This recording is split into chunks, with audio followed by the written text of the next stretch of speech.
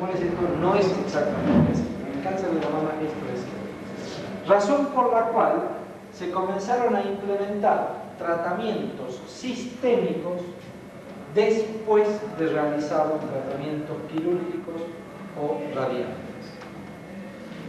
Por eso, si uno analiza la historia de los tratamientos antineoplásicos, porque en 1945 se encontraron las experiencias de Josef Mengele, el célebre médico nazi, que había realizado en los campos de concentración. Fíjense ustedes, las dos personas más odiadas del nazismo son Hitler y un médico. Eso explica que en Nuremberg,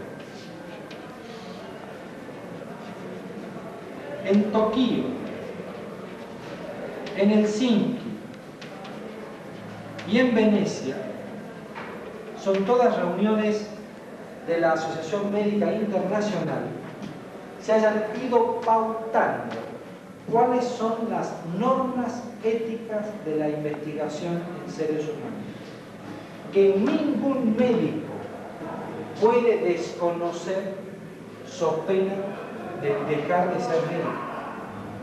Si desconoce eso, está faltando a los derechos humanos fundamentales para su práctica cotidiana. Todo aquel que empieza una experiencia sorteando la fase de investigación del laboratorio empieza yendo en contra de los principios internacionales de investigación humana. Lo segundo que sostiene es que los pacientes deben tener pleno conocimiento de que se está realizando una investigación a la cual deben asentir libremente. Lo que se llama el conocimiento informado.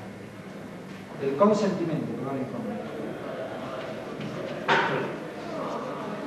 No necesariamente esto significa que esté firmado, ni necesariamente debe ser escrito, aunque es deseable que así sea. Pero sí debemos tener la certeza de que el paciente sabe que se está investigando, de que sabe cuál es el sentido de esa investigación y de que sabe que si no quiere que se realice en él esa investigación, su relación médico-paciente no puede sufrir ninguna alteración de ninguna naturaleza. Y lo tercero es que el paciente puede abandonar la experiencia que se está llevando a cabo en cualquier momento por el simple arbitrio de su voluntad. No necesita absolutamente ninguna otra cosa. Estos tres puntos son los puntos básicos. Entonces, ¿cómo se aplican estas normas internacionales en el desarrollo de una droga para el tratamiento del cáncer? En primer lugar, hay una fase 0, o fase de investigación preclínica, en la cual la droga es testeada en su eficacia antitumoral en un panel de cultivos de tejidos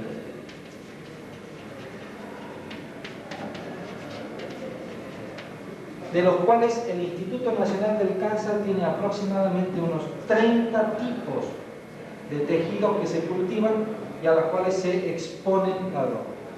Si no es eficaz en los tejidos, es decir, en las células cultivadas, no va a ser eficaz en un ser vivo. Por lo tanto, el primer panel con el cual se testea una droga es el cultivo de tejidos. Si es eficaz en cultivos de tejidos, se investiga la droga en animales de laboratorio. Para eso se eligen dos tipos de animales. Los animales portadores de tumores animales, esto es, animales enfermos,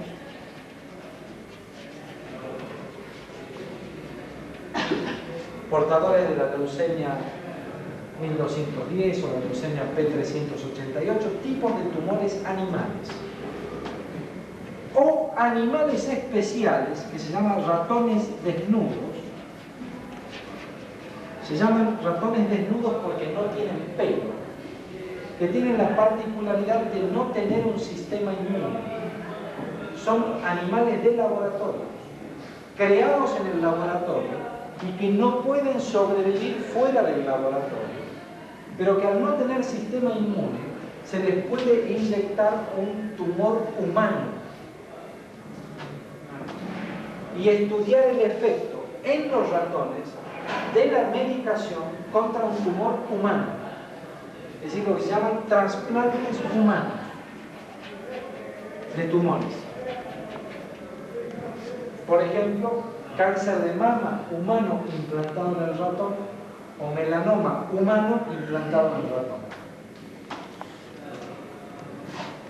Si la medicación es eficaz en los animales de laboratorio, se inician las fases de investigación humanas.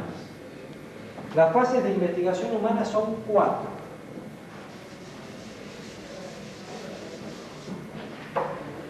En la fase 1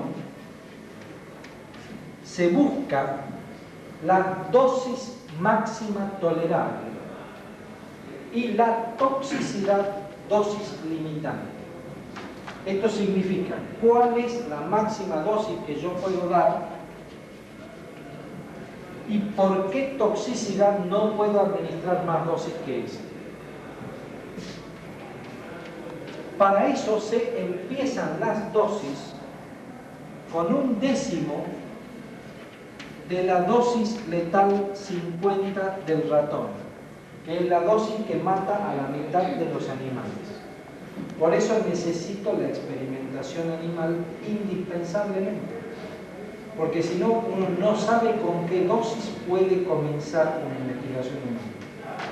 Y se van incrementando estas dosis paulatinamente hasta llegar a él. Esto se hace tanto en voluntarios sanos como en pacientes sin posibilidades terapéuticas que acepten voluntariamente llevar a cabo este experimento. Prácticamente en nuestro país no se realizan estudios de fase 1.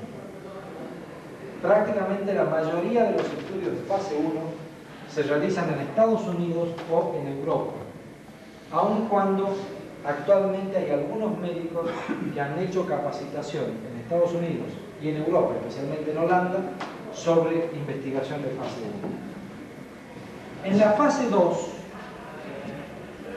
se estudia la eficacia de esta medicación en un tipo determinado de tumor.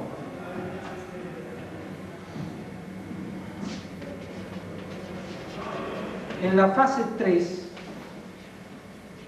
se compara el tratamiento estándar con el tratamiento más eficaz de la fase 2.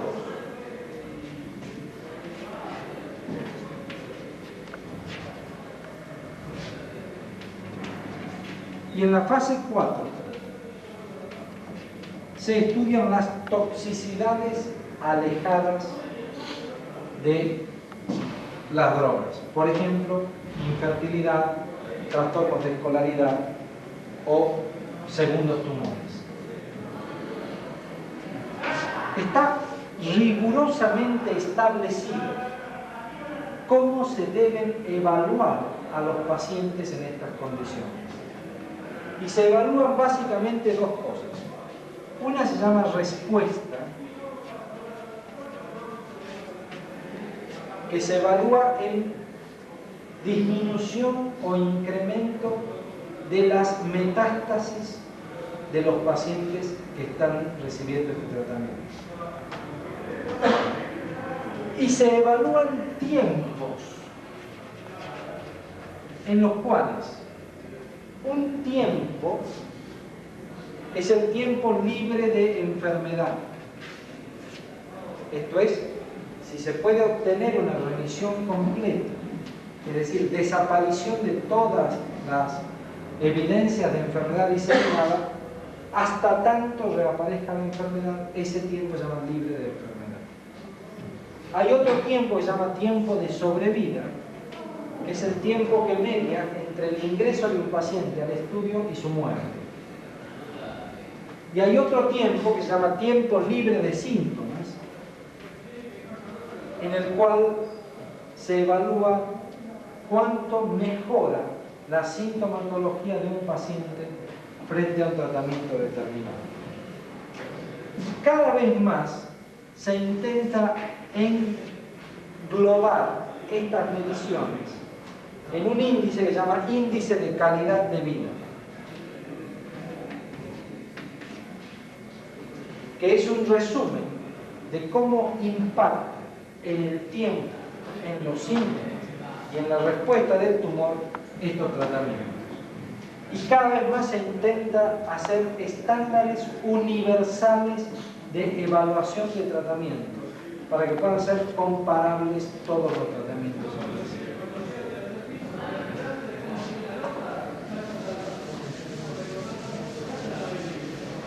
Cuando uno aplica rigurosamente todos estos métodos de investigación por cada 15.000 productos estudiados en la fase 0, solo 1.500 productos pasan a fase 1, solo 150 productos pasan a fase 2, solo 15 productos pasan a fase 3 y solo un producto resulta ser superior a los tratamientos estándares. O dicho de otra manera, por cada producto que resulta verdaderamente útil, hay 15.000 productos que han quedado en el camino.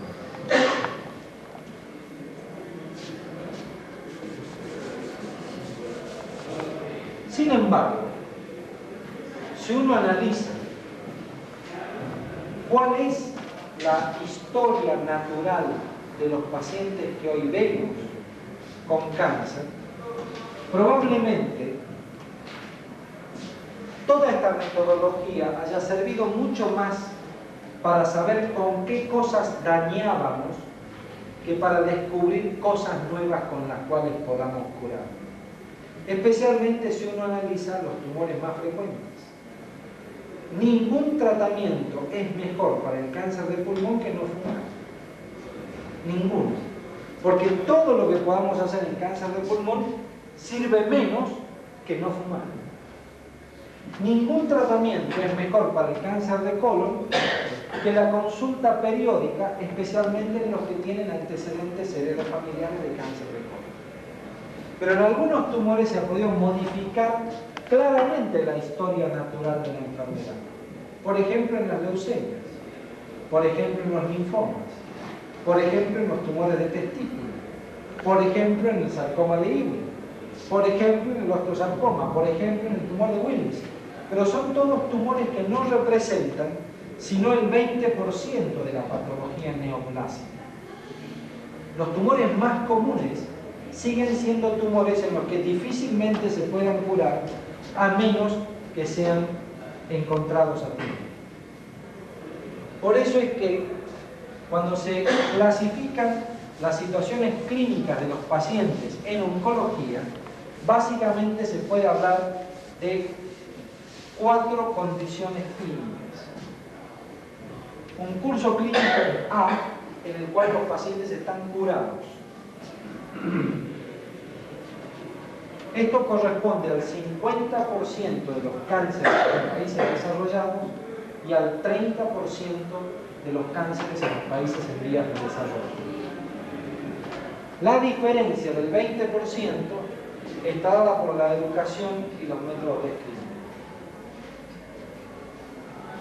Hay pacientes que no están curados, están libres de enfermedad, pero no podemos asegurar que estos pacientes se hayan curado. Son, por ejemplo, aquellas pacientes con cáncer de la mama que han hecho el tratamiento local curativo y han recibido quimioterapia u hormonoterapia después del tratamiento local. Eventualmente esas personas están conviviendo con una situación de enfermedad a la cual no podemos saber si están curadas o no.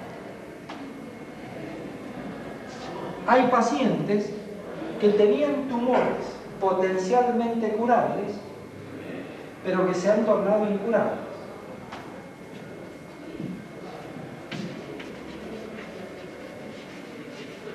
Y finalmente hay pacientes que debutan con situaciones tumorales que no tienen posibilidades de curación. La gran diferencia es que en nuestro país un número importante de personas que debutan en condición de incurabilidad siguen ignorando su diagnóstico. Mientras que en otros países todas estas personas conocen que tienen cáncer. ¿Y por qué es importante marcar esa diferencia? Porque cuando uno conoce que tiene cáncer, lo primero que tiene es un shock emocional en el cual se abrió la tierra y se lo tragó. Si ustedes cierran los ojos y piensan en la palabra cáncer, y piensan en qué cosa les sugiere la palabra cáncer le sugiere muerte, mutilación, dolor y sufrimiento. No le sugiere un 30% que se cura o un 50% que se cura, no le sugiere para nada. Le sugiere una visión de muerte, sufrimiento, mutilación y dolor. Por eso es que todo el que se enfrenta a un cáncer se enfrenta a una situación de mortalidad.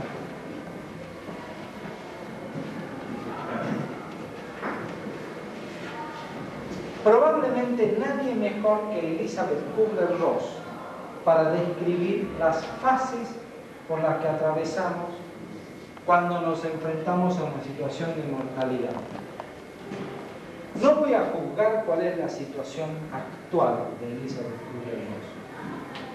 Voy a respetar lo que sostuvo del enfrentamiento de la muerte, que sigue siendo válido para la mayoría de los médicos para entender los fenómenos que atraviesan los pacientes. ¿Por qué actualmente qué pasa? Ha dejado el ámbito de la ciencia estricta y tiene algunas situaciones que no son compatibles con un análisis estrictamente científico. Pero su trabajo sobre la muerte y los moribundos sigue mereciendo el respeto científico de haber sido la mujer que puso en la palestra una forma de enfrentarse a la mortalidad. Sus últimos trabajos no tienen el rigor y la seriedad que uno desea.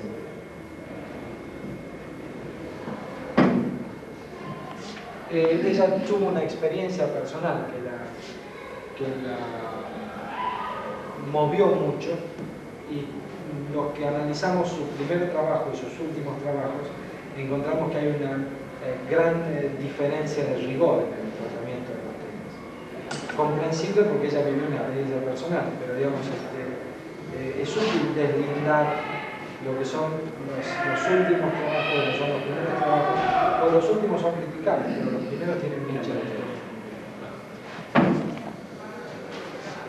Ella sostiene que lo primero que nos sucede cuando nos enfrentamos a una situación de mortalidad es la negación. De un modo o de otro, todos reaccionamos considerando que esto que nos pasa es imposible, que le sucede a otro, que nos van a llamar informándonos que están equivocados, que es útil que vea otro patólogo preparado porque probablemente estén errados, que de alguna manera esto no nos está pasando. Se cambia de médico, se cambia de patólogo. Si llega a haber diferencias sutiles entre las informaciones de anatomía patológica o los criterios médicos, esto se ve tremendamente potenciado.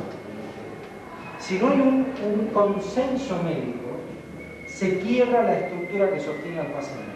Es una situación de desestructuración. En algún momento, esa negación no es sostenible. La realidad supera a la construcción psíquica de la negación. Y sobreviene un momento que se llama de ira, que Elizabeth Kubler-Ross dice de ira contra Dios o contra el destino. Es decir, esto que nos sucede es inoportuno, siempre. No importa que tengamos 5 años y nos quede toda la vida por delante, o que tengamos 84 y nos quede toda la vida por delante. Siempre que nos sucede un cáncer, no es bienvenido. Siempre es una situación de ira contra el medio, contra nosotros mismos y contra la situación en la que esto se desarrolla. Esta situación de ira se estructura en una situación de pactos con el destino.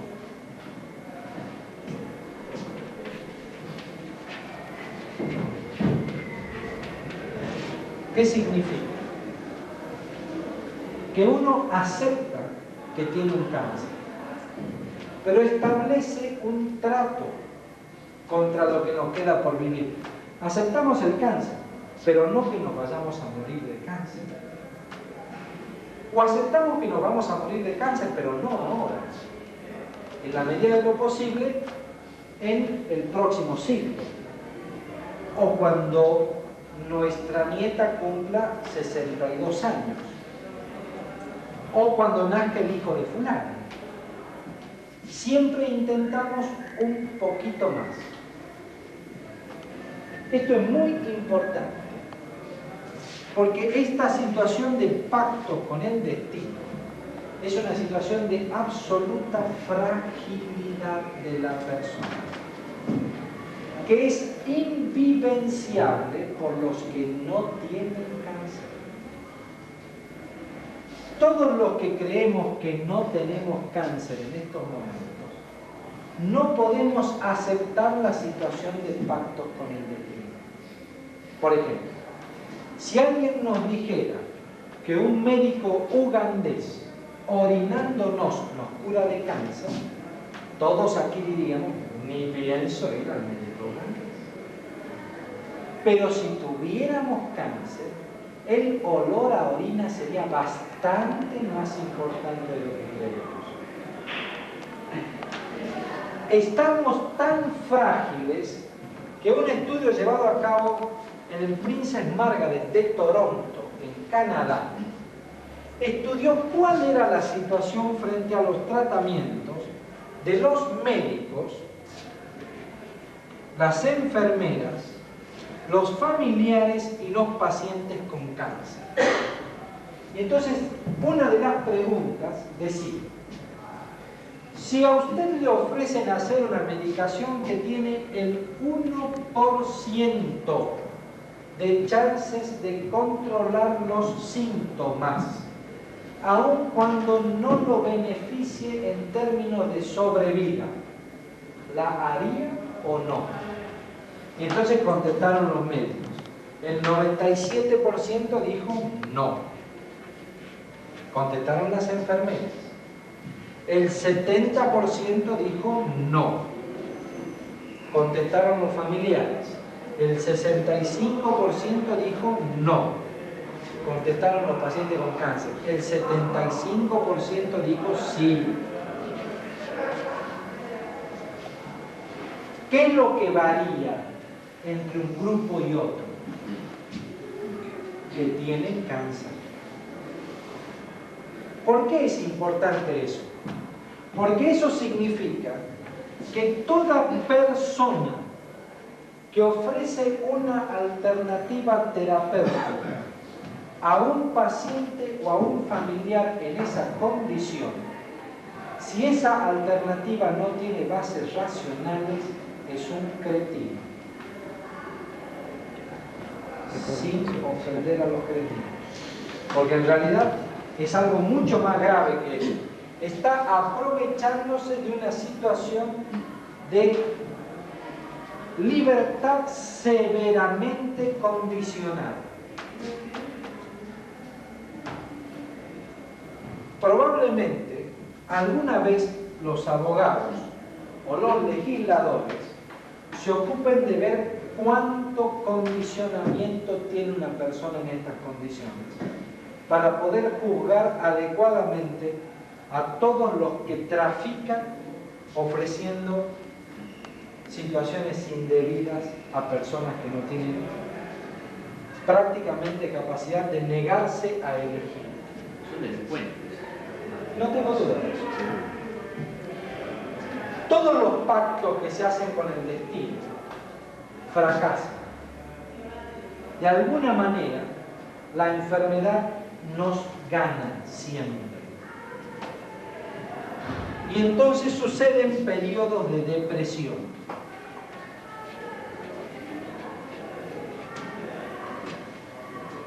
Unas pocas personas tienen lo que se llama un periodo de resignación, que probablemente sea un mal término para definir lo que realmente sienten algunas personas en etapa de enfermedad diseminada e incurabilidad. Probablemente el único término que se le parezca sea el de libertad. ¿Sí? Libertad. Todos en nuestra vida hacemos elecciones en las cuales siempre dejamos cosas para mañana, porque creemos que existe un mañana. Y entonces hipotecamos momentos presentes por cosas que van a suceder mañana. Por ejemplo, escuchamos a un obeso barbudo que nos habla de charlatanismo en cáncer. Probablemente si alguno de nosotros conociera que su vida está limitada, habría elegido otra cosa. Si alguien pensara, no sé si mañana voy a estar vivo, hoy habría hecho otra elección.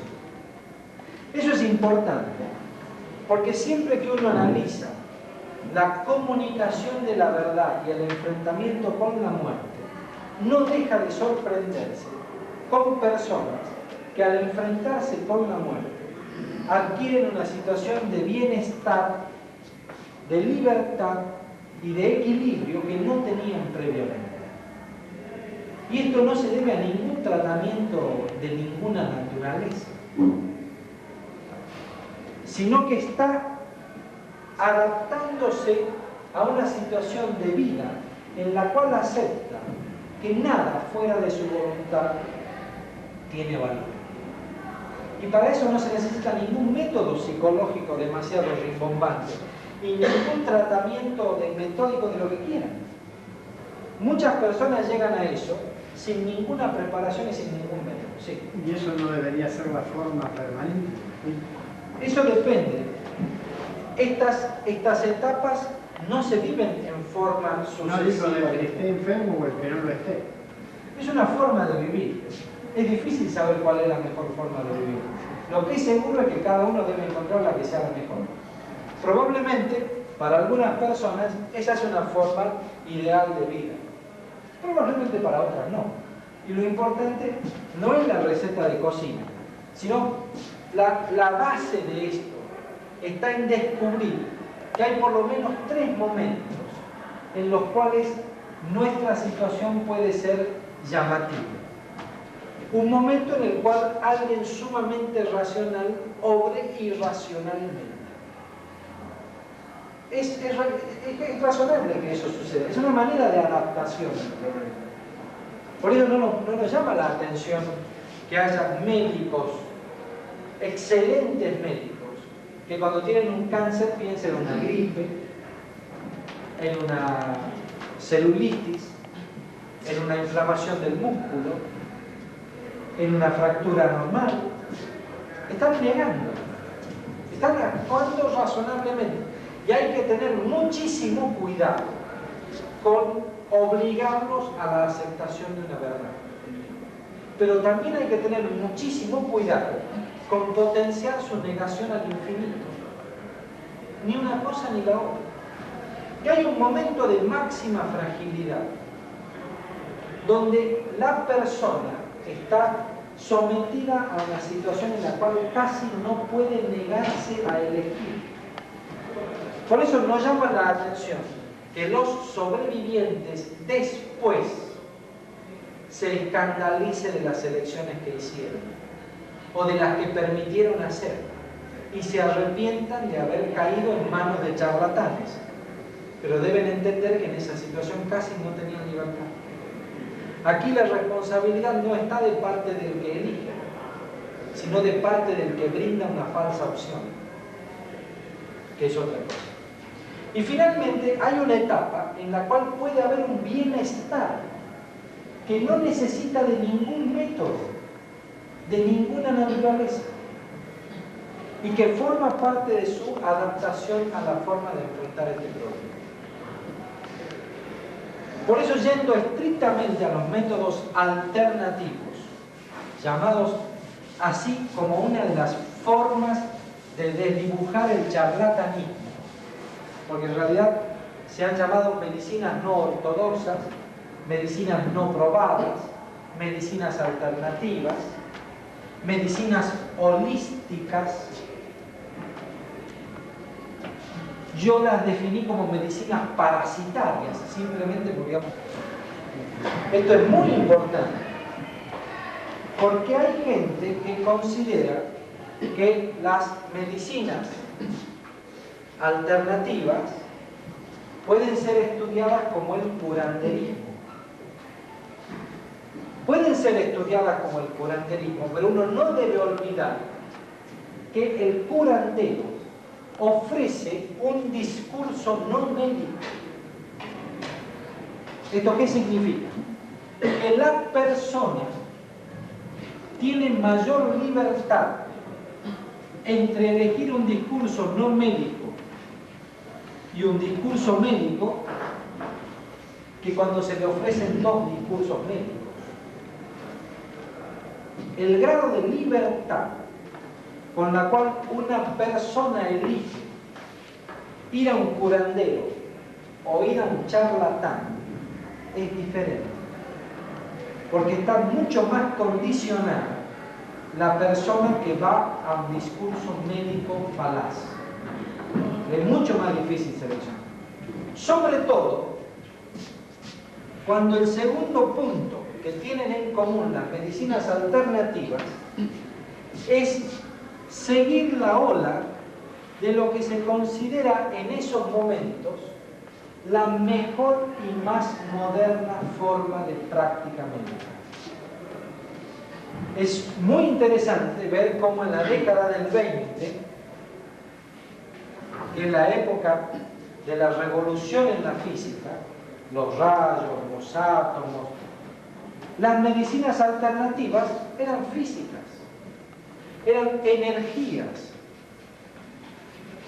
Así surgió la magnetoterapia, la electroterapia y por supuesto la energía psíquica, aquella que no puede ser medida, no puede ser cuantificada, pero causa bienestar. Hoy lo llamaríamos ondas positivas u ondas negativas. Ingresan en ese mare magnum de cosas que no tienen ningún asidero, pero forman parte de este discurso. Y por supuesto, más modernamente ingresa en este discurso el llamado túnel fotónico, de los cuales uno de los miembros más importantes del CAIR, que es el doctor Sarabí, tiene un estudio que es estupendo. El túnel fotónico es fantástico. Es una caja negra de cables que no produce nada, excepto ganancias pingües para quien la aplique, porque no tiene ningún otro beneficio comprobado. Es útil ver cómo en la década del 30 o en la década del 40 las medicinas alternativas fueron píldoras, linimentos o productos manufacturados en la época de la eclosión de la industria farmacéutica. Es útil ver cómo en la década del 60 hace su aparición el primer producto argentino de chanterismo reconocido en la lucha contra el cáncer que se llamó Creviosen. El Creviosen era un extracto de la carne que dos médicos yugoslavos produjeron en Buenos Aires y patentaron en Chicago. Por lo cual es razonable ver que eran charlatanes, pero no eran idiotas. A la hora de pero fueron presos en Alemania. Después se produjo en Europa. Pero fueron presos en Alemania. Porque fue un gran escándalo. El Creviosen fue el primer producto exportado, pero se patentó en Estados Unidos. El laetrile fue otro producto que en la década del 70 causó gran escándalo. Pero nuestro país, en charlatanismo, y no es porque uno desee ser el mejor o el único, tiene claramente algunas condiciones que lo hacen particular. Y quizá en ese sentido, Crotoxina, en el Centro Nacional de Investigaciones Científicas y Técnicas. Este es un orgullo que no lo tienen muchos países. Nosotros tenemos un producto que fue producido en lo más granado de nuestra investigación científica y que se aplicó en un hospital municipal. Se discute mucho de la razón por la cual se generó el escándalo, bla, bla, bla, pero uno no debe olvidar que el primer escándalo surgió por quien lo patentaba. El primer escándalo surgió entre Tramesan y Vidal por ver quién patentaba la crotoxina. Y a partir de ahí se puso en evidencia que se estaban realizando en un hospital municipal de Buenos Aires en el año 1986 experimentación humana siguiendo estrictamente todos los consejos en contra de lo que la Asociación Médica Internacional aconsejaba para la investigación humana. Ese es un detalle, digamos. Que se haya hecho después de la investigación preclínica es un detalle argentino. No es un problema nuestro. ¿Cuál es el problema básico de crotoxina? Miren, el problema básico de crotoxina podría ser definido como el exitismo argentino. Porque fíjense, ¿tiene base racional pensar que un veneno de serpiente puede matar células? Sí. ¿Tiene base racional hacer experimentación preclínica para ver si el veneno de serpiente sirve? Sí. ¿Tiene base racional hacer todas las experimentaciones preclínicas que a ustedes se les ocurran? Sí. ¿Qué pasa si no sirve? Nada. No sirve. Es uno de los 15.000 productos que quedan en el camino en fase 0. ¿Le sirve a un médico hacer esa investigación? Sí, perfecto. ¿Le sirve a la humanidad que se haga una investigación con crotoxina en fase 0? Pero no le quepa la menor duda. ¿Se puede modificar la molécula en la búsqueda? Sí, todo está perfecto. Se pueden aislar las enzimas del veneno, todo eso está fantástico, hacerlo en fase 0. ¿Qué no tiene sentido? Hacer experimentación humana antes de hacer la experimentación preclínica. Eso no tiene ni pies ni cabeza. ¿Y qué otra cosa no tiene ni pies ni cabeza? Y bueno, miren, en 1987, después del gran escándalo, 3 laboratorios de primera línea del CONICET informaron, señores, la crotoxina no sirve. Muy bien. Y en 1989, en medio de la campaña presidencial del presidente Menem, la señora Zulema Yoma sostuvo y vamos a rescatar la crotoxina. ¿Qué tiene que ver eso? Es un problema político que no tiene absolutamente nada que ver con la investigación clínica. Tanto es un problema político que desde el mismo Ministerio o Secretaría de Ciencia y Técnica, el doctor Mantera impulsa investigaciones. Impulsa 13 investigaciones, de las cuales 2 investigadores serios le dicen no sirve.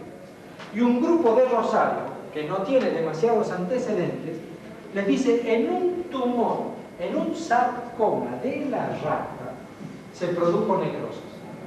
Y entonces, ¿qué se concluye? Vamos a seguir investigando con crotoxina. Y entonces ya sí, a uno le parece estar en medio justito del Cambalache. Uno dice, bueno, la verdad no entiendo nada. Porque si aquí el problema era la ignorancia de 3 médicos que no tenían los mínimos conocimientos de ética como para llevar a cabo una investigación y se transformó en un problema público escandaloso, uno dice, bueno, hay un escándalo. Muy bien. Si se hicieron los estudios después de la experimentación humana, lo cual está mal, y demostraron que no servían, uno dice, bueno, está bien, ya está. Pero que se resucite el problema a los fines de continuar, no le veo demasiada razonabilidad. De todas maneras, sí, a los fines de darles una cita bibliográfica, les aconsejo al último gente, donde, para tomar, digamos, la misma reseña bibliográfica que se puede, bueno, analicen, ahí por lo menos hay un tipo que dice que hicieron la investigación y no sé. Y el segundo problema es el método ANSI, que es también otra maravilla argentina. El método ANSI, que se llama método homeopático activador natural del sistema inmune, tiene la virtud de ser el único método homeopático descubierto y llevado a la práctica por médicos alópatas, lo cual no es frecuente. Y que a las 24 horas recibió el rechazo por parte del presidente de la Sociedad de Homeopatía. Yo no digo que la homeopatía esté bien, no, al contrario. La homeopatía tiene sus puntos claramente discutibles, pero no tengo duda que el que mejor hace homeopatía es un homeópata. Yo podré discutir si eso está bien o está mal, pero no tengo duda de quién es el que puede hacerlo. Ellos mismos dicen no es homeopatía, pero en los alópatas se mantienen, que además tienen muchísima experiencia en el tratamiento del cáncer, porque los que iniciaron este método son un obstetra y un cirujano general, pero predominantemente pareciera el obstetra, es decir, muy próximo al tema del cáncer y al manejo de los pacientes oncológicos, que pareciera haber sido sugerido por un fitólogo. Es una buena vía del conocimiento médico. Un fitólogo que fue a visitar a un laboratorio de productos homeopáticos veterinarios, de lo cual yo les confieso me enteré hace menos de un año que existía homeopatía animal. Se llamó Canovas, los cuales le dieron un producto que se llama Canovas 200, que aparentemente era retirado en Damas Juanas, según testimonio público de la televisión, que a la sazón no se puede analizar químicamente, porque es un producto homeopático en tan bajas dosis que si uno analiza el producto tiene agua y alcohol. Por lo cual en estos momentos se están peleando de cuál es el verdadero. Crescenti, el fitólogo y el laboratorio Canovas, pero tiene una gran dificultad legal para resolver cuál es el original, porque todos tienen agua y alcohol. La forma oral fue presentada en Salud Pública y en un tiempo récord de una semana Salud Pública dijo no nos podemos expedir sobre el producto porque no tiene principio activo. Todos los que conocemos la eficiencia de Salud Pública sabemos la celeridad de sus procedimientos y no nos asombra que en una semana hayan sido tan expeditivos, porque Salud Pública en ese sentido ha sido siempre una maravilla de eficiencia. Pero además empezó a administrarse no solo en la forma oral, sino en formas inyectables. Actualmente es complejo saber cuál es el auténtico ANSI y es complejo saber cuál es la forma útil de administración y es complejo saber si verdaderamente las ampollas no tienen corticosteroides, porque hay informes controversiales al respecto. De todas maneras, los pacientes y sus familiares se encuentran frente a una situación de debilidad extrema, por lo cual su capacidad de elección está severamente comprometida. Se enfrentan ante un doble discurso médico, por lo cual no tienen capacidad de elección clara. Un médico les dice una cosa y otro médico les dice otra. Un médico está en consultorio y el otro también está en consultorio. Un médico está en la ciudad y el otro también está en la ciudad. Un médico ejerce y el otro también ejerce. Un médico le receta cosas que se venden en farmacia y el otro también le receta cosas que se venden en farmacia. Un médico le receta inyecciones y otro médico también le receta inyecciones. Realmente es difícil saber cuáles son los elementos en los cuales se puede elegir con libertad en esas condiciones. Que además están desesperados. Y que frecuentemente piensan que la situación es inocua. Dicen, a lo sumo, no me va a hacer nada. ¿Por qué no voy a probar? Es útil comprender por qué hay médicos que la practican. Porque hay un 60% de médicos que la practican. La mayoría la practica por ignorancia. No están en condiciones de hacer experimentación clínica porque son ignorantes de la más supina estilo. Pero tienen un gran manejo de las relaciones humanas. Tienen una gran sensibilidad y aun cuando sean ignorantes extremos, tienen una gran capacidad de percepción de lo que el otro está sintiendo.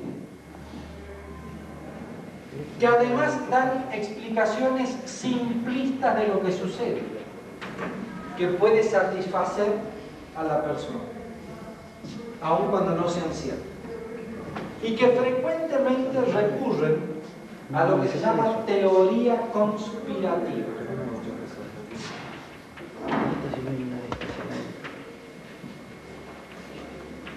La teoría conspirativa sostiene que hay un grupo de médicos que forman el establishment médico, que persiguen a unos pocos médicos que saben exactamente cómo curar afecciones, que si se curan llevarían a la quiebra a todos los médicos del establishment que lucran con el mantenimiento de una situación de cura precaria, por la cual siempre son necesarios.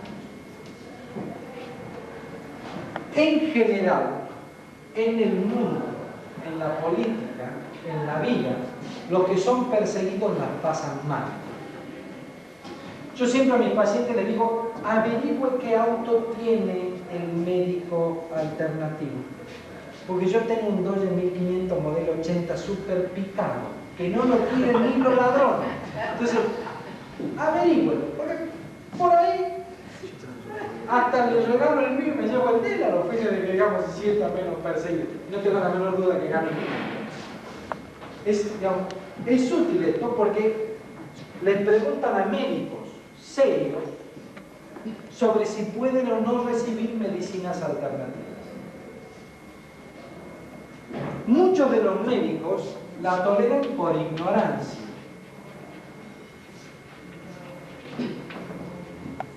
Y el ejemplo típico de eso son las flores de Bach. No hacen nada. Pero yo les aseguro que la mayoría de los médicos que sostienen que no hacen nada, ni siquiera conocen de dónde vienen las flores de Bach. Cuando se enteran que las flores de Bach le fueron reveladas al doctor Bach por un lirio que hablaba, se dan cuenta que el fundamento médico de las flores de Bach está bastante complejo.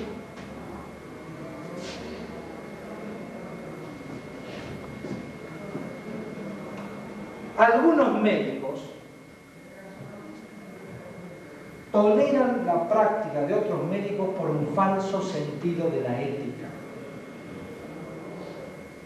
La ética médica, no hubo nunca duda de que fue para con el paciente, no para con el colega. La ética para el colega, a lo sumo, estaba limitado a saber a dónde debía primero hacer uno la denuncia. Pero nunca ocultar las malas prácticas de los colegas fue una práctica ética de la medicina. Siempre el primer objetivo de la ética médica fue el cuidado del enfermo. Todos están de acuerdo en que la toleran porque piensan que a lo sumo no va a pasar nada. Esto significa, se considera que son inocuos.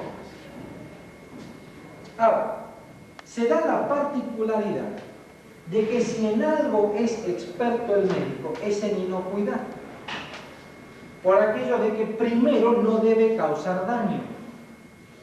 Por lo tanto, teóricamente, ningún profesional sabe más de inocuidad que el médico. Cuando uno analiza la inocuidad de las medicinas alternativas, se encuentra con un informe de Bessie Cassilet en 1974, en el cual sostiene el 40% de los enfermos abandonan tratamientos estándar. Se consideran tratamientos estándar aquellos que curan o prolongan la sobrevida. Y nosotros tenemos el caso de una paciente que consultó con un tumor operable de cabeza y cuello, hizo ANSI y 6 meses después tenía un tumor inoperable de la cual murió. Es difícil sostener que algo es inocuo cuando el 40% abandona tratamientos estándar. Pero además es difícil pensar que algo es inocuo cuando causa abscesos, hematomas o infecciones sistémicas, como la vía inyectable del ANSI. Y es difícil pensar que algo es inocuo cuando causa neurotoxicidad o toxicidad hematológica como la protoxina. Por lo tanto, desde el punto de vista médico, no hay duda alguna que los recursos que tenemos para combatir esto son la información rigurosa de lo que son y de lo que hacen, especialmente en cuanto a la inocuidad. Y lo segundo es no olvidar que la razón de ser del médico es el cuidado de la persona con cáncer hasta su muerte. Que la idea de que no hay nada más que hacer es una idea absolutamente falsa de alguien que considera que la única misión del médico es restaurar la salud, cuando la misión del médico es restaurar la salud cuando pueda, pero acompañar y consolar siempre que sea posible.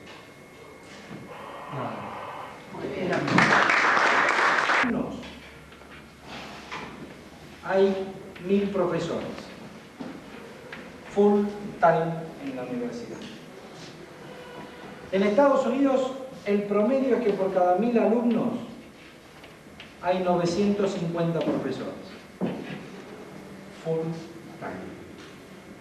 En Harvard, por cada 1000 alumnos hay 3000 profesores full time. En Buenos Aires, por cada 1000 alumnos hay 7. ¿En medicina o en toda la universidad? En toda la universidad. En medicina es un poquitito más, es 7,1. Hay 7. Es decir, que lo primero es que cuando uno dice, bueno, ¿por qué nos pasa esto? Bueno, una de las cosas que nos pasa es que tenemos una universidad que no funciona adecuadamente. ¿Cuándo una universidad no funciona adecuadamente? Y cuando las 3 cosas para las que sirven no se cumplen. Cuando los que van a estudiar no estudian, cuando los que van a enseñar no enseñan, y cuando los que van a investigar no investigan. Yo creo que tiene que llevarnos a la reflexión muy profunda de que la protoxina haya surgido en el CONICET. Yo creo que no es un problema al cual uno pueda soslayarlo y dejarlo pasar como un accidente. creo que está expresando una situación que es compleja. Y que la persona que está al frente, del caso Matera, está hablando de cosas que dice. Entonces, mientras la universidad siga siendo un terreno al cual nadie le dé solución, porque pareciera que la solución es que surjan nuevas universidades. Nadie arregla la universidad vieja. Cada uno crea una nueva universidad, pero nadie arregla la vieja. Y la vieja tiene este problema. Esto no lo digo yo. El ideal es estadística, porque 1007 profesores es tremendo. Yo les aconsejo que cuando quieran escuchar a un hombre que sabe mucho de esto, lo llamen a Jaime Chever. Porque yo no tengo autoridad moral. Yo No, pero está, conoce la estadística. lo que digo estoy repitiendo. Pero Jaime Chever ha sido decano de la Facultad de Medicina. Llámenlo, díganle que le hable del problema universitario. ¿Y qué va a decir él? Perdón, vos fíjate que yo no conozco sobre estas estadísticas, pero hay profesores en antropología de la UBA que vienen desde Mar del Plata para vernos acá, porque no hay profesores. Yo en la Facultad de Medicina sacaba el pedido 50% de reducción del plantel docente. Exacto. Ahora, después de 7, me va a quedar 3,5, podés corregir. Pero es que es razonable. Porque mientras... Y la solución a este problema es muy sencilla. La solución a este problema la tiene Caballo. Más presupuesto Pero necesario. es facilísimo. ¿Por qué? Porque la gente de la universidad que va a la universidad, cada vez hay gente que va o por hobby, entonces dice, voy a la universidad a devolver algo de lo que me dieron, o es gente con menos talento que la que no va a la universidad. Y entonces, el profesional de talento dejó la universidad o está en universidades extranjeras.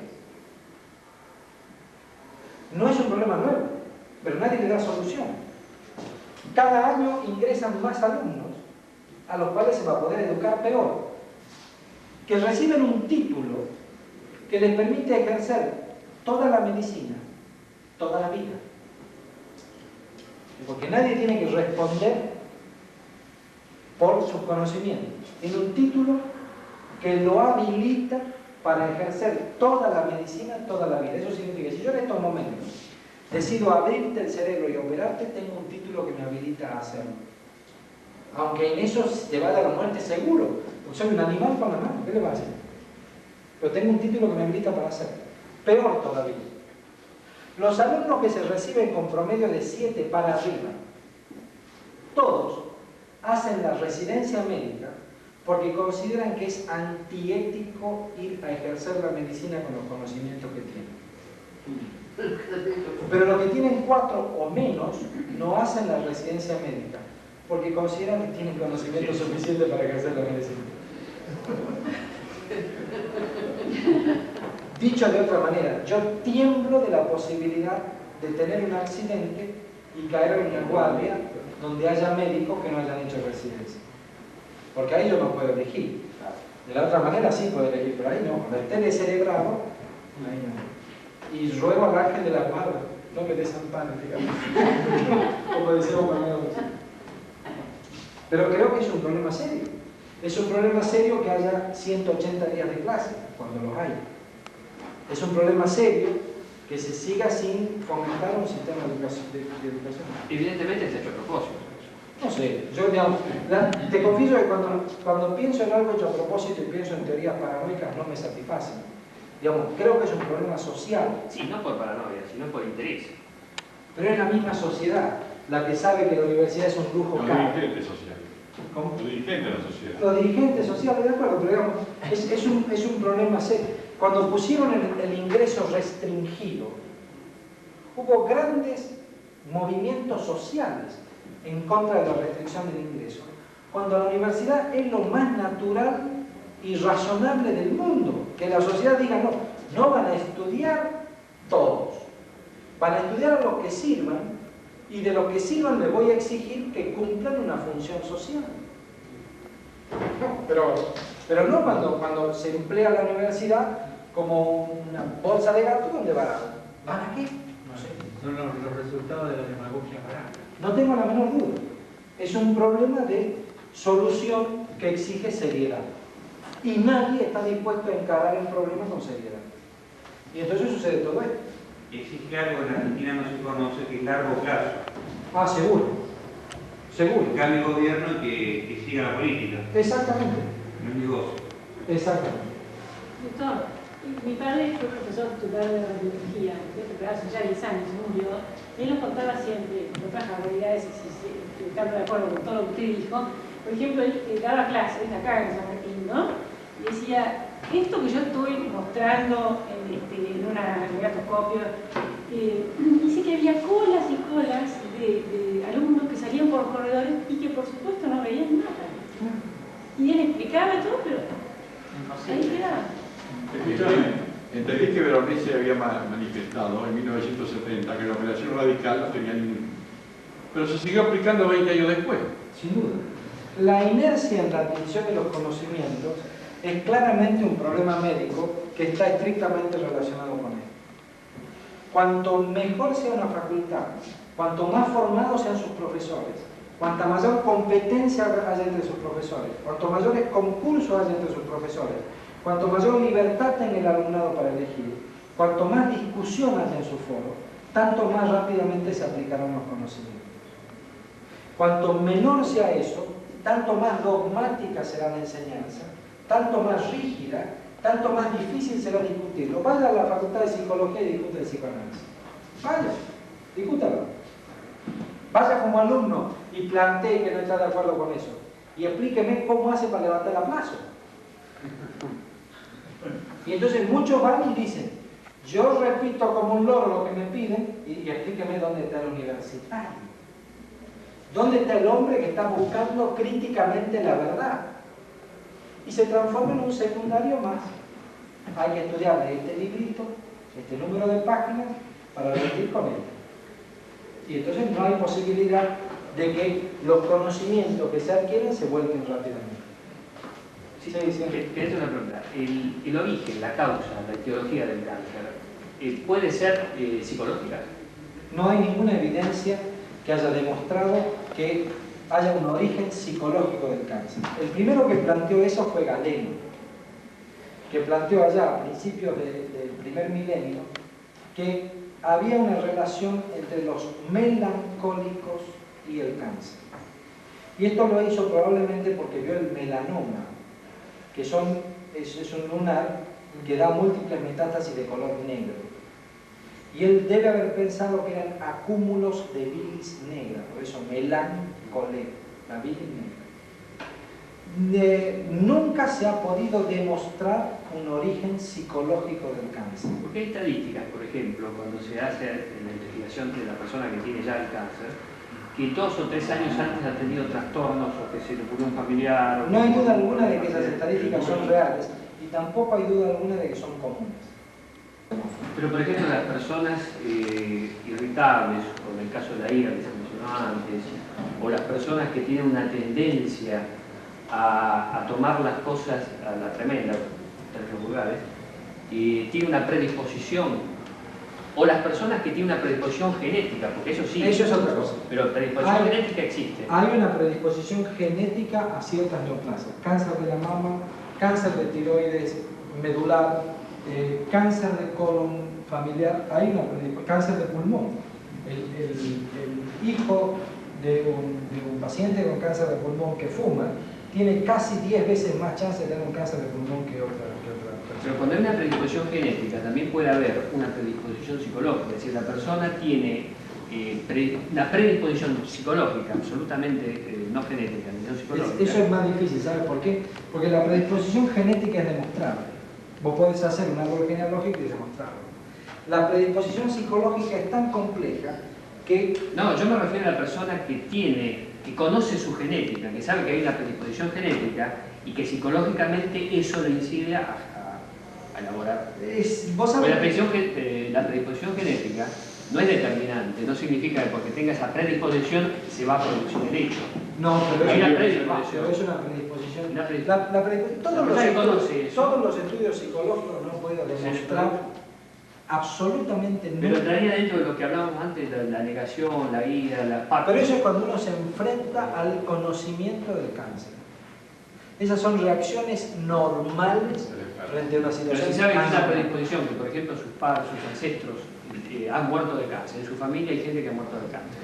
Esa persona está más predispuesta psicológicamente Eso es difícil, digamos, porque por eso lo tienes que... a sugestionar. Digamos, como hipótesis es probable, pero hay que demostrar que eso se traduce en términos de una mayor incidencia de cáncer, independientemente de su Parece que carga hay genética. estadísticas. Parece que hay estadísticas.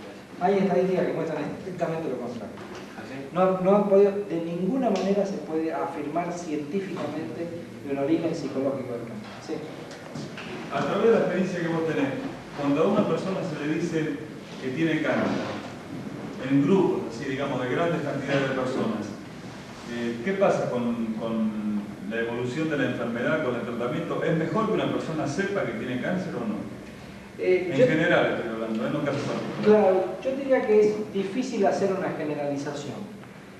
En principio te diría, toda persona que va a recibir un tratamiento es mejor que sepa que tiene cáncer. Porque de esa manera entiende la razonabilidad de la agresión médica. Ninguno de los tratamientos que nosotros damos es inocuo. Todos los tratamientos que nosotros damos son agresivos. Producen caída del pelo, náuseas, vómitos, bajan los glóbulos blancos, exigen que el paciente cumpla con determinados periodos de tiempo. Y si el paciente tiene claro cuál es la razonabilidad por la cual uno lo hace, su calidad de vida es mejor. Acepta los tratamientos con mayor facilidad y cumple con mayor asiduidad el tratamiento. ¿Sabes por qué te lo decía? Por el tema de la medicina alternativa. La persona que acude a una medicina alternativa, el efecto placebo que puede tener sobre que sepa que tiene una enfermedad o que no sepa, puede ser distinto, por eso te lo Sin pongo. duda.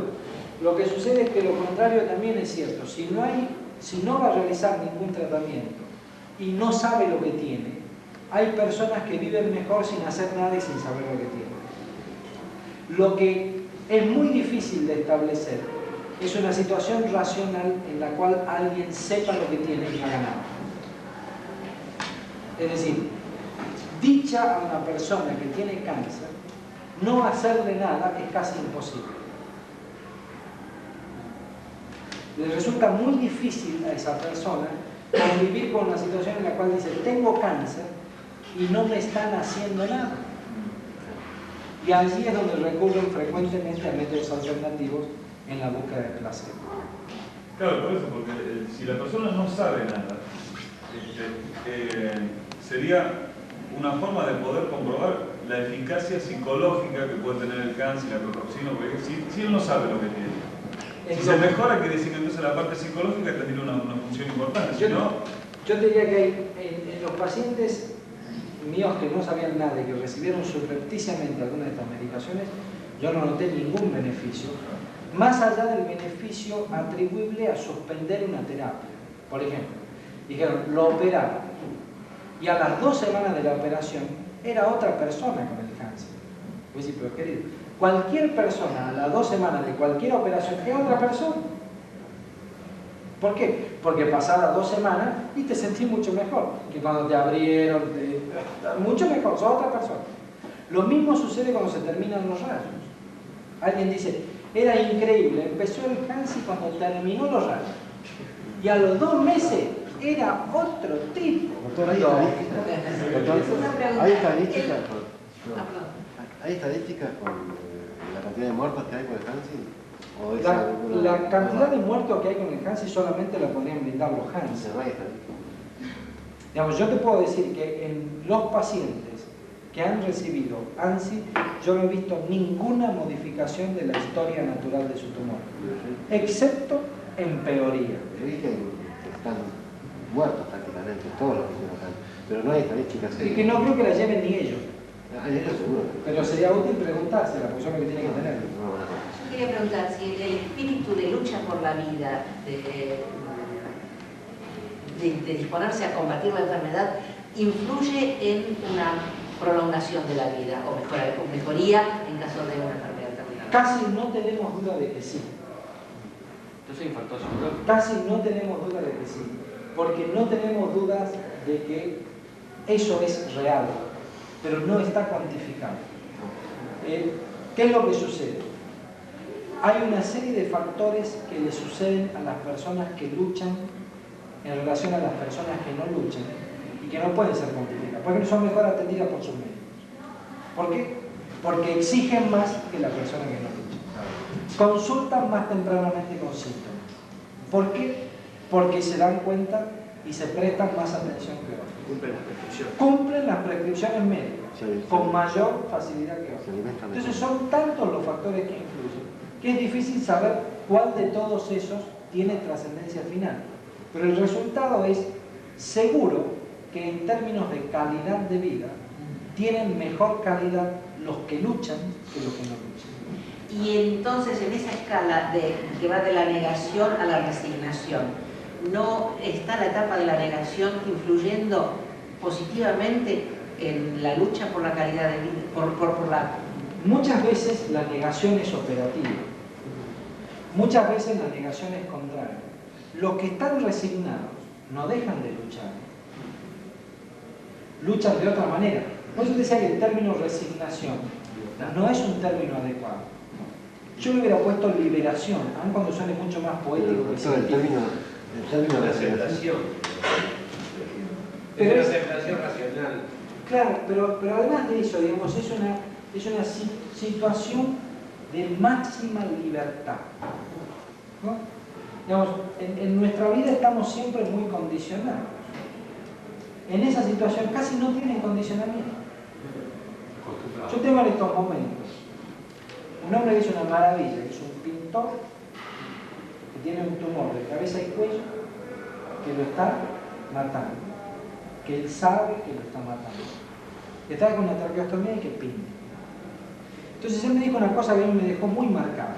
Me dijo, en la vida hay dos cuadros que son fáciles de pintar. Uno es blanco y no dice nada. Y el otro es negro. Tampoco dice nada. Dice, las personas que me miran me ven o en blanco o en negro. Y la realidad es que para poder pintar se necesita esa sutil combinación de blancos y de negros que generan una figura. Y él dice, la vida en estos momentos, escribe, pero no puede hablar, para mí es esa combinación. No todo en mi vida es negro. Hay momentos que son blancos por los cuales vale la pena vivir. Y ese hombre está viviendo en su máxima libertad, está pintando. Casi no puede hacer otra cosa, pero tampoco quiere hacer otra cosa.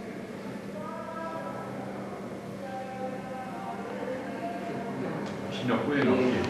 La pregunta mía estaba relacionada con lo que comentó Ellen, llevado al plano, digamos, operativo en cuanto a Simonton, que de alguna manera sus técnicas tratan de mejorar la calidad de vida y que hay de cierto criticable sobre los trabajos de él.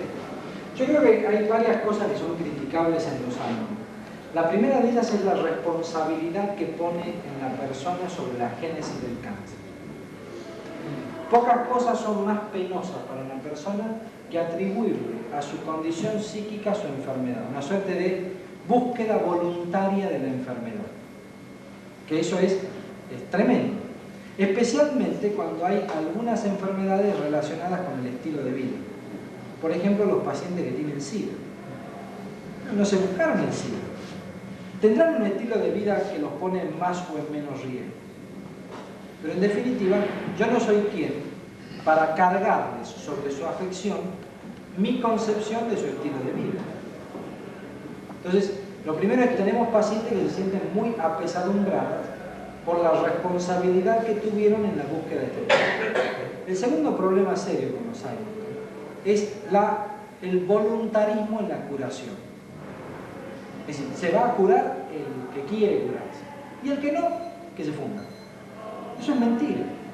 Hay pacientes que no pueden curarse y hacen todo lo que está a su alcance para lograrlo.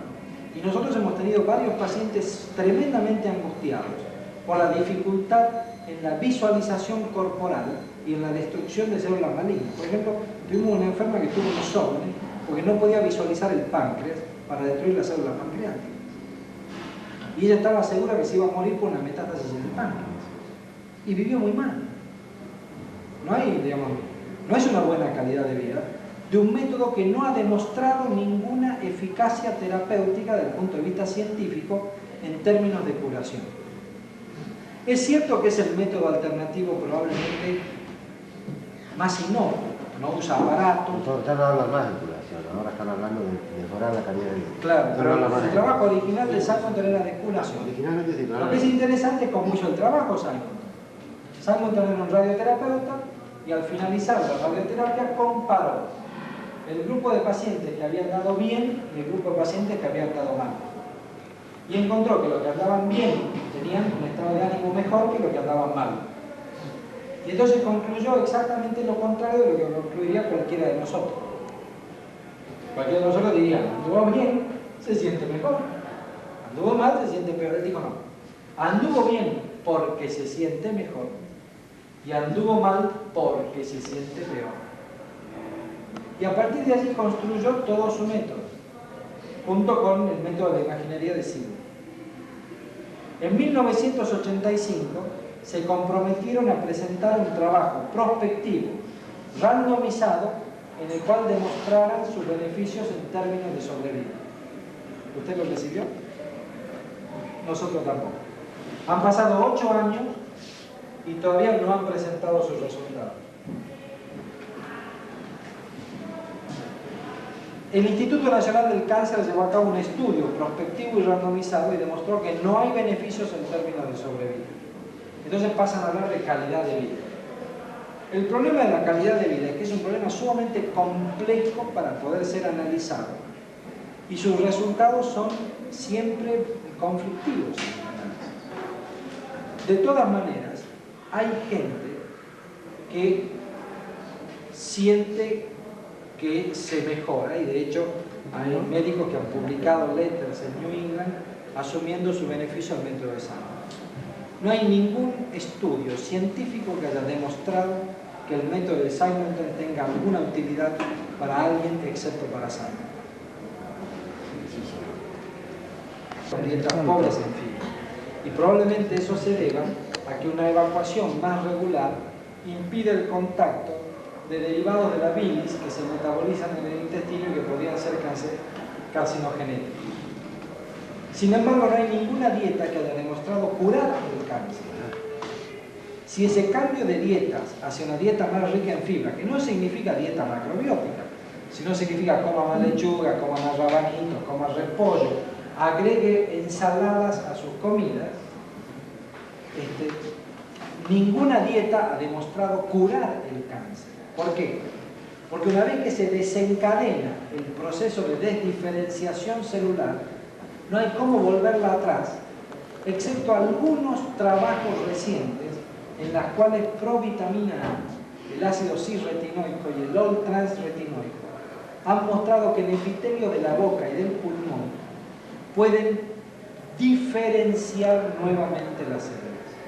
Pero excepto esas dos medicaciones, de las cuales hay unas 10 o 12 trabajos que están estudiándose, todas las dietas atribuidas a la cura del cáncer no sirven para nada.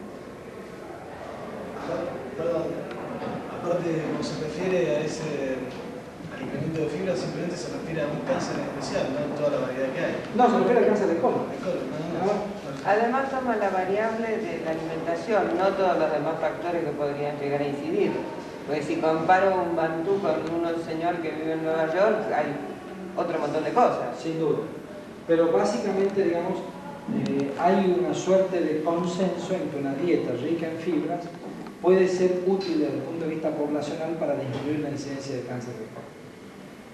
Pero, digamos, una cosa es eso y otra es que sea un tipo específico de dieta y que sirva para todos los cánceres.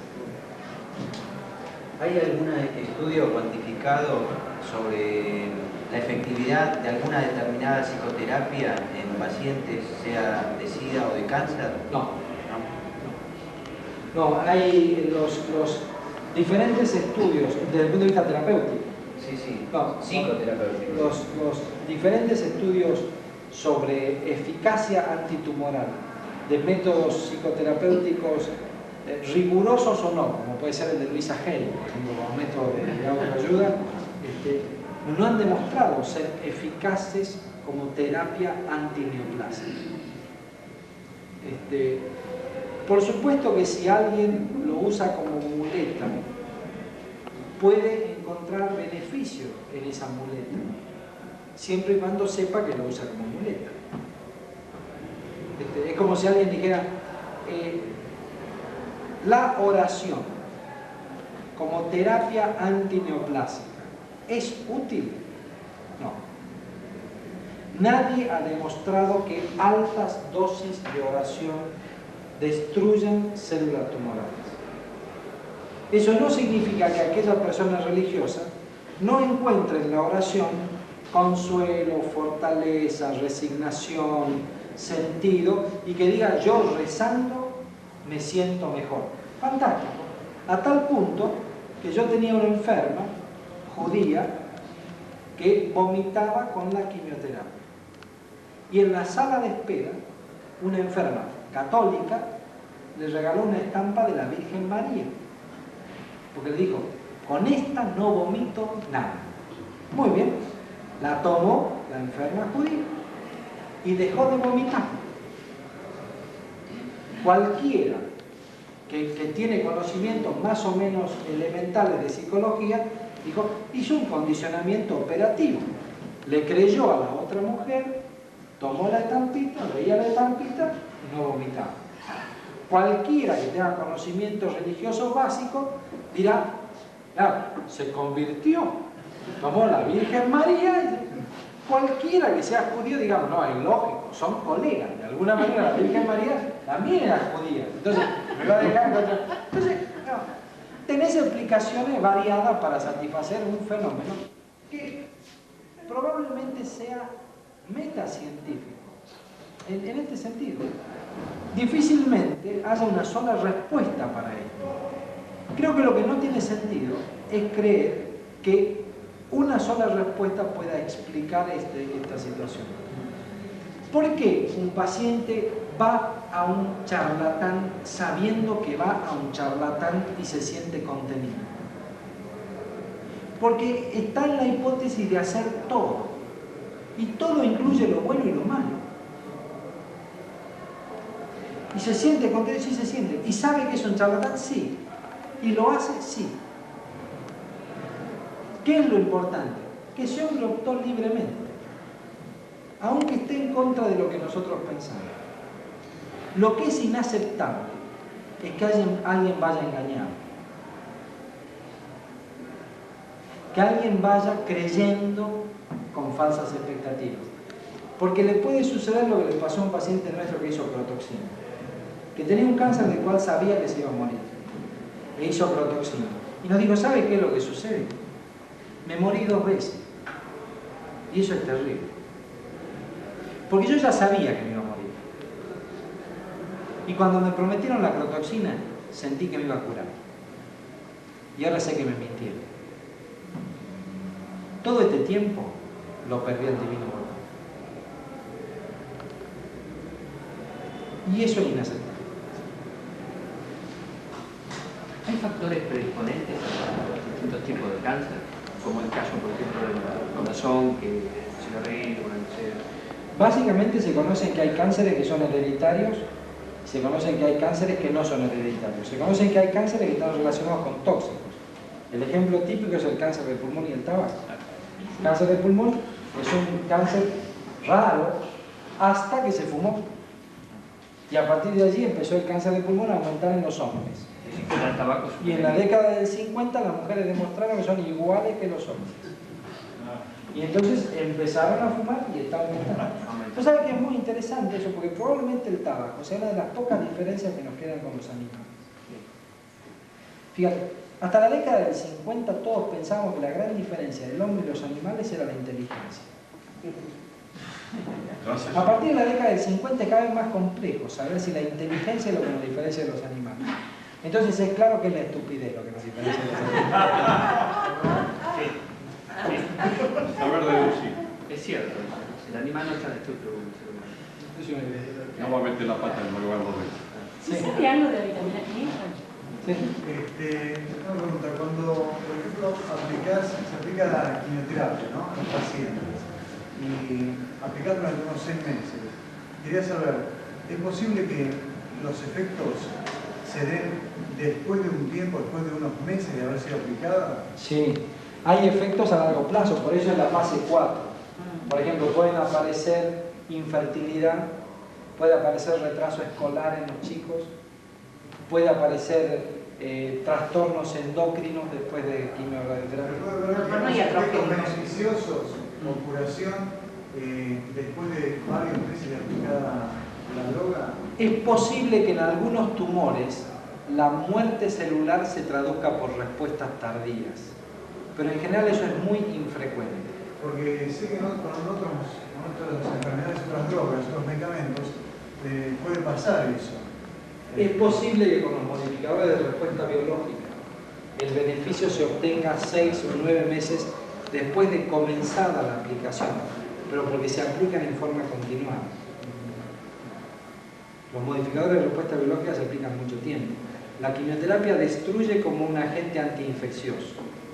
Mata una fracción de células en un momento dado. Es difícil pensar, se puede dar, en algunos tumores se puede dar, pero es difícil pensar en respuestas que sucedan cuando se suspendió el tratamiento un tiempo después. Eso no explica la razón por la que mucha gente que justifica la medicina alternativa dice, con la medicina tradicional hice esto, no tuve ninguna curación. Después me fui a lo otro y ahí me curé. Uno supone desde la racionalidad que es un efecto diferido de la medicina ortodoxa. Es posible que lo que sea diferido es el beneficio. Si alguien, digamos, si una mujer dice, yo tenía un nódulo de mama y me operé, comencé los rayos y me dieron quimioterapia, la verdad me sentía pésima. Tiene razón. Y a los 6 meses me sentía nueva. Tiene razón. Fue agredida desde el punto de vista local y desde el punto de vista sistémico. Nunca tuvo evidencia de enfermedad diseminada. Y lo que ella sentía era el efecto tóxico de la medicación que se estaba dando para un beneficio en términos de curación o de sobrevida a largo plazo. Pero cuando se suspende la agresión aparece la mejoría. Pero porque la radioterapia puede tener efectos sistémicos aunque se aplique localmente. Si alguien hace radioterapia en un dedo puede tener náuseas, pérdida de apetito, anemia, porque se modifican todas las células germinativas circulantes de la médula ósea y de la mucosa gastrointestinal y pueden tener náusea, vómito y sentirse mal. Y le están irradiando un dedo, pero repercute. Y eso mejora con el tiempo, ¿sí? Yo quería saber si se sabe algo sobre la vitamina E que hablan tanto. La vitamina E se usó muchas veces como un protector de epitelio. No ha demostrado utilidad la vitamina E. También se hablaba en la modificación en cuanto a los iones y a los radicales libres tisulares. Pero no ha demostrado ser útil en el tratamiento antineoplásico ni en la prevención del cáncer. No así la vitamina A, que en realidad no es la vitamina A, sino son retinoides, que hay algunos trabajos muy interesantes. Sí. Si tenés alguna información sobre algunos tratamientos sobre distintos tipos de leucemias o linfomas, de cáncer de la sangre, que yo sé que estaban haciendo en Estados Unidos, que consistían en darle una actividad física, o sea, lo que sería un sobreentrenamiento, ¿no? Un sobreentrenamiento aeróbico. Si tenés alguna información sobre eso. No tengo ningún conocimiento de que ni el entrenamiento aeróbico ni alguna forma específica de ejercicio haya beneficiado a los pacientes. No tengo ningún tipo. Y es claro que eso brinda un soporte para la calidad de los tratamientos, que es muy importante.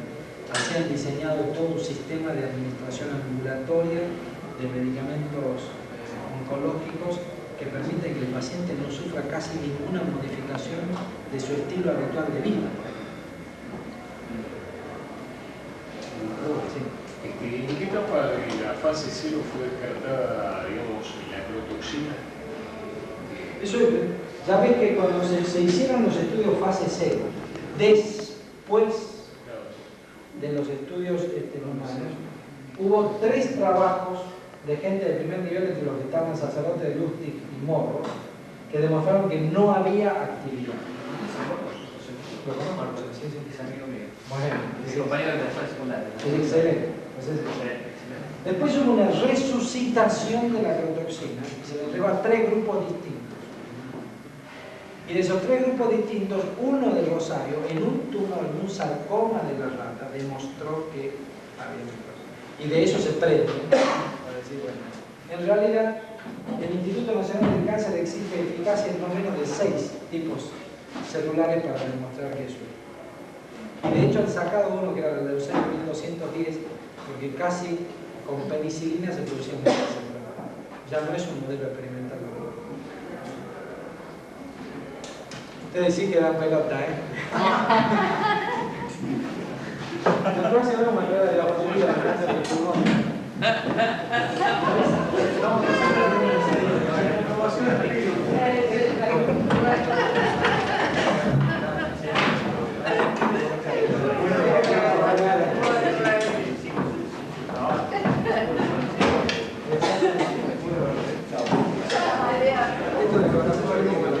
Bueno, la